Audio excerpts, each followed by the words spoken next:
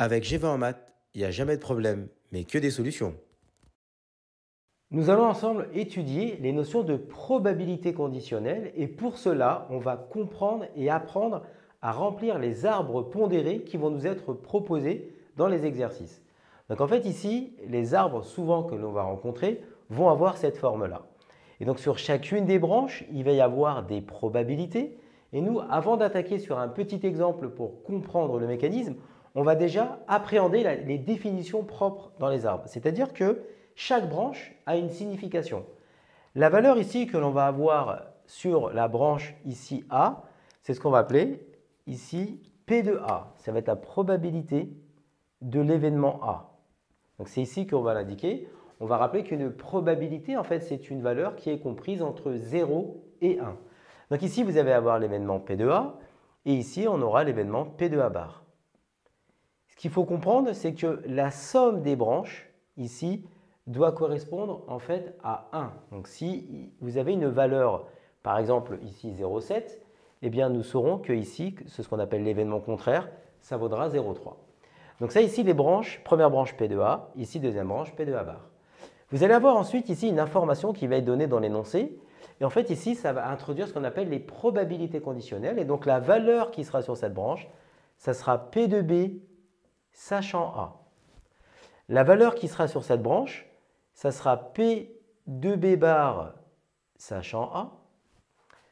La valeur qui va être sur cette branche, ça sera P de B bar sachant A bar. Et enfin, la valeur qui est sur cette branche, je vais la mettre en rouge pour distinguer de l'autre. Celle-ci, ça va être P de B, ici, P de B sachant A bar. D'accord? Donc ça, ce sont ce qu'on appelle des probabilités conditionnelles. Il faut aussi comprendre qu'en sortie, on est capable d'appréhender des probabilités. Et donc en fait, ici, vous êtes sur un chemin, vous passez par le chemin A et le chemin B. Eh bien, le fait d'introduire ici le « et », cette conjonction de coordination, le « et », eh bien, en fait, on va parler de P de A inter. Donc là, ça se lit inter, inter B. Et donc, P de A inter B, eh bien, c'est le produit des termes qui va relier ici le chemin. Donc, c'est-à-dire, on va passer par P de A, donc on va faire P de A, et on va multiplier ensuite par la valeur qui est ici, qui va être P de B, sachant A. Ici, nous allons avoir P de A inter B bar. Donc, c'est le chemin qui passe par A et B bar. Donc, en fait, ici, ça va nous faire P de A fois P de B bar, sachant A. Ici, nous allons avoir le chemin P de A bar inter B. Et donc, ça va être ici le calcul. Donc, on passe par P de A bar et celui-ci, c'est P de B sachant A bar. Donc, c'est P de A bar fois P de B sachant A bar. Et enfin, ici, on va avoir P de A bar inter B, P bar, pardon. Et donc, c'est le chemin qui passe par A bar et B bar. Et donc, ici, c'est P de A bar fois P de B bar sachant A bar.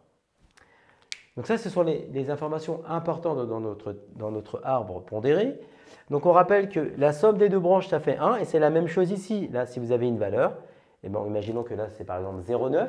Et bien ici, on aura 1 moins 0,9 et ici, ça sera 0,1. Donc la somme de ces deux branches est égale à 1 et la somme de ces deux branches est égale à 1.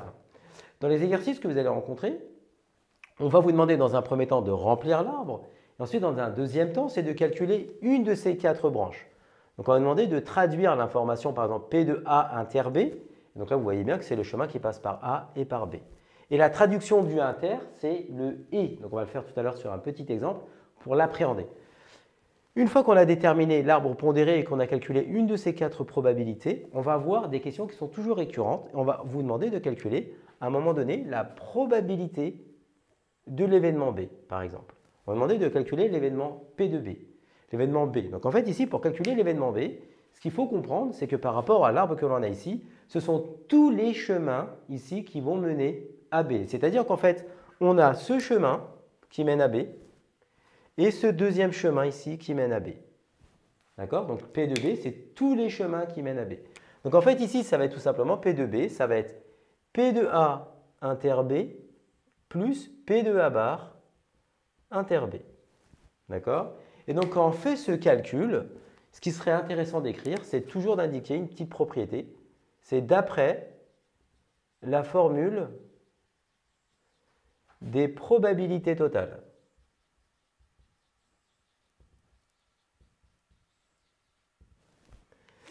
Et ensuite, le dernier point qui est important, c'est les calculs de probabilité conditionnelle. Donc, c'est-à-dire qu'à un moment donné, on va vous demander non pas de calculer P de B sachant A parce que vous l'avez dans l'arbre, mais on va vous demander de calculer par exemple P, ici, P de A sachant B. Donc là, on est dans un calcul d'une probabilité conditionnelle. Et donc, ça veut dire qu'ici, tout simplement, pour calculer une telle valeur, c'est tout simplement P de A inter B sur P de B. Donc ça, c'est une formule qu'il faut apprendre. C'est la formule des probabilités conditionnelles. Et donc, en fait, le sachant qui est ici, parce que là, ça se dit sachant, P de A sachant B, eh bien ici, on a P de A inter B sur P de B, le sachant se met ici. Donc, pour bien appréhender, ça se lit, d'accord? P de A sachant B. Donc là, on l'a fait de manière théorique, c'est-à-dire sans des valeurs, comment on a toutes les définitions sur les probabilités conditionnelles. Et on va faire maintenant un exemple ensemble. Donc en fait, ici, on vous a donné l'énoncé. Donc d'après un sondage, nous avons 38% des clients qui voyagent en France. 83% des clients voyageant en France sont satisfaits de leur voyage et 78% des clients qui voyagent à l'étranger sont satisfaits. Donc on va considérer ici trois événements. L'événement F, donc le client a voyagé en France. E, le client a voyagé à l'étranger. Et S, le client est satisfait de son voyage. Et donc la première question qu'on nous pose, c'est de compléter l'arbre de probabilité qui est donné ici, ci-dessous. Donc en fait, on voit bien qu'au départ, nous avons soit les clients qui voyagent soit en France, soit à l'étranger. Donc là, nous avons une première information, nous avons 38% des clients qui voyagent en France. Eh bien, cette information-là signifie que sur la branche, ici pour P de F, nous allons avoir 0,38. Et donc, si pour P de F, nous avons 0,38, il est évident que la somme des deux, ça doit faire 1. Et donc, autrement dit, ça va faire ici 0,62 pour avoir ici 1. Et 1, ça représente en fait 100%. D'accord? Donc, ça nous fait ici 1, donc 0,38 et 0,62. On continue l'énoncé. Donc, nous avons maintenant 83% des clients qui voyagent en France sont satisfaits. Voyageant en France, pardon, sont satisfaits. Donc, ça veut dire quoi? Ça veut dire que parmi ceux qui ont voyagé en France, donc on sait que ce sont des clients qui ont voyagé en France, nous avons 83% de ces personnes qui ont été satisfaits. Donc là, on est dans une notion de probabilité conditionnelle. Et donc, c'est-à-dire que cette information, nous allons traduire ici le 0,83. Et donc, comme tout à l'heure, si la somme des deux, ça doit faire 1, donc il est évident qu'ici, nous allons avoir 0,17. Enfin, 78% des clients qui ont voyagé ici à l'étranger sont satisfaits. Et donc, ça veut dire qu'ici, nous allons avoir 0,78.